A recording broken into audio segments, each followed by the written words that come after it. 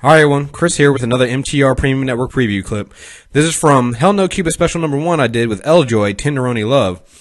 In this one, L Joy and I, we talk about, in this clip, the first clip I'm going to have is L Joy and I talking about basically the hesitation that both of us kind of had opening up and talking about dating in general, and then also kind of how the stigma of online dating has changed from people not wanting to admit that they're online dating to now almost everybody kind of admitting that they're doing it. So here's that clip. Go ahead and check it out.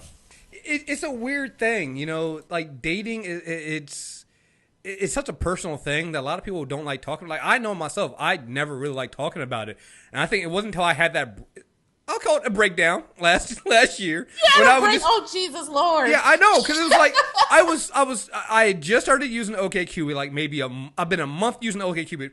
I found this woman on there. We matched up pretty well. We were talking. We were having good conversation going back and forth. It wasn't like a 5-day conversation or something like that. It was just like a few messages back and forth. Things were going pretty good. I was like, okay, cool. Next message, I'm going to ask her if she wants to maybe get a drink or we can, you know, do brunch or something like that and take this offline and start talking. And I wake up the next day to text her that, to send her that message. Her account is gone. Oh my gosh. And I was just like, what happened? Were like you in a robe with slippers and like just rocking back and forth? Oh yeah. I was devastated. I was devastated. So then I go on Twitter and I was just like, yo, what the hell? And I just like before this I never really talk about my personal life. So I just went on to, I was just so frustrated and I had nobody else to talk to. So I was like, fuck, I'm gonna take it to the timeline. And what happened was shocking to me. So many other people came into me and was like, yeah, dude, it happens all the time. Yeah, I'm on OkCupid too. And it was just like all these people that because when I was on, I was doing OkCupid and I wasn't telling anybody I was on it. Like when you do online dating at first, you don't want anybody to know you're doing online dating.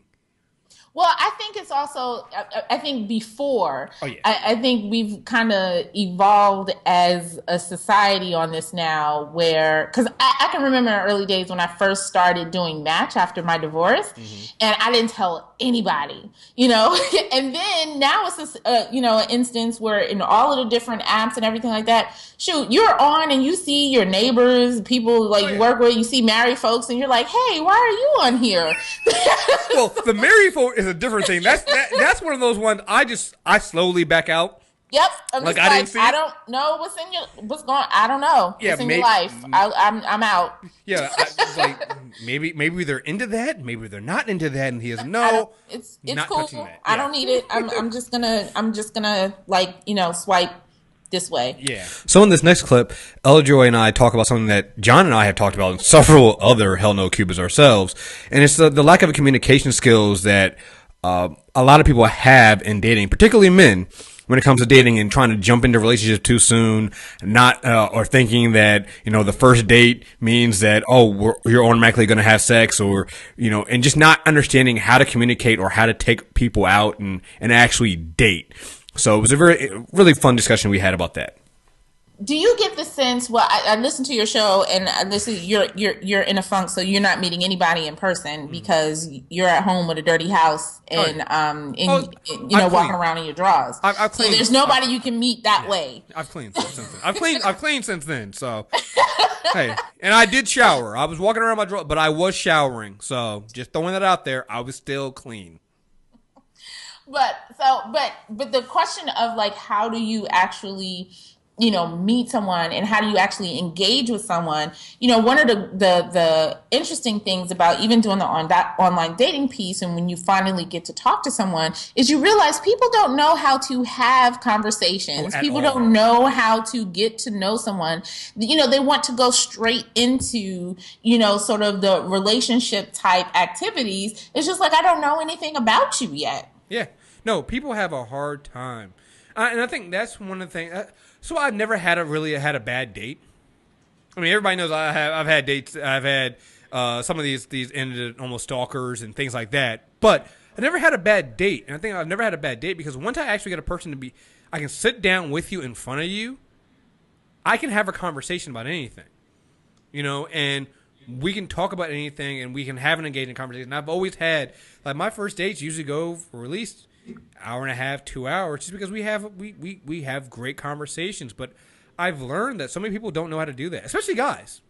No, I don't know. Y'all need a class. Yeah. And I'm talking about guys TM, not you specifically, but just having a conversation with someone, or for me to, I get all of the time where once someone finds out what I do and sort of how active and stuff I am, there's the annoying conversation of, you're just so this or whatever. What could I even offer you? Which is freaking annoying. Oh, that's that self-pity.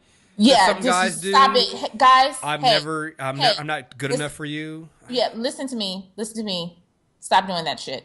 Yeah, it was so damn annoying. Yeah. Anyway, but just trying to have a conversation about, and I realize, because I'm heavily involved in politics and, things like that I'm, I have varying degrees of issues and interests, but you got to be able to find something you can talk about. So you didn't watch the State of the Union address. Like, did you vote? And if you didn't, why not? Like, what, can I have a conversation about it? Or, let me, one of my things to do on a date is always, talk big and bad about going to play pool and like whooping somebody in pool. And to me, that demonstrates if we can go and play a game and just have a general conversation, it lets me know, are you a sore loser? Can you, be fun? Can you do...